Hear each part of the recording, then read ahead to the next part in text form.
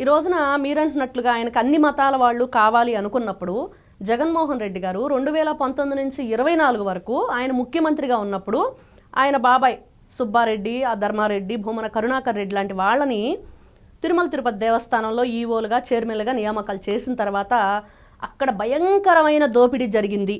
మరి ఆ దోపిడీ వెనక జగన్మోహన్ రెడ్డి గారు హస్తం ఉంది. మరి ఆయన నియమించిన నియామకాలే కదా, అన్య మతస్థుల ఉద్యోగ నియామకాలు కానివ్వండి, లడ్డు కల్తీ నెయ్యి విషయం కానివ్వండి, నిన్న చూసాం 50 కేజీల బంగారం విషయం, రంగనాయకుల పరకామణిలో దొంగతనమే ఆయన చిన్న విషయం అన్నాడు కదా. మరి ఈయన్ని మరి అన్ని మతాలు కావాలనుకున్న వ్యక్తి ఆలోచన విధానం, పరిపాలనా విధానం ఇలానే ఉండొచ్చు అంటారా? ఆయనకి అందరూ కావాలనే దానికన్నా బంధుప్రీతి ఎక్కువమ్మా ఆయనకి. ఆ విషయంలో తిరుగులేదు.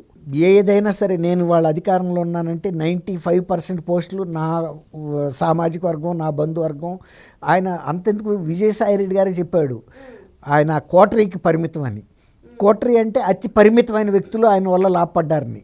ఈవెన్ నేను ఇంత త్యాగం చేసినా, నా కెరియర్నే పణంగా పెట్టినా, నేను ఆయనతో పాటు దాదాపు ఆయన 10 నెలలో 12 నెలలో జైల్లో కూడా ఉన్నాడు కదా, జైలు మేట్. అయినా మరి A1గా ఆయన ఉంటే A2గా అన్ని కేసుల్లోనూ ఆయనే ఉన్నాడు. అయినా నన్ను అతను నమ్మట్లేదని కూడా చెప్పాడు. అంటే దాన్ని బట్టి ఏం అర్థం చేసుకోవాలి, తరతరాలుగా కంటిన్యూ అయినా కూడా 3 తరాలుగా ఉన్నా కూడా ఆయన వాటి అన్నిటికన్నా ప్రాధాన్యత ఇచ్చే అంశాలు వేరే ఉన్నాయి. ఎవరైతే ఆయనకి కోటరీలో అంతర్గతంగా ఉంటారో, అంతరంగికులుగా వాళ్ళు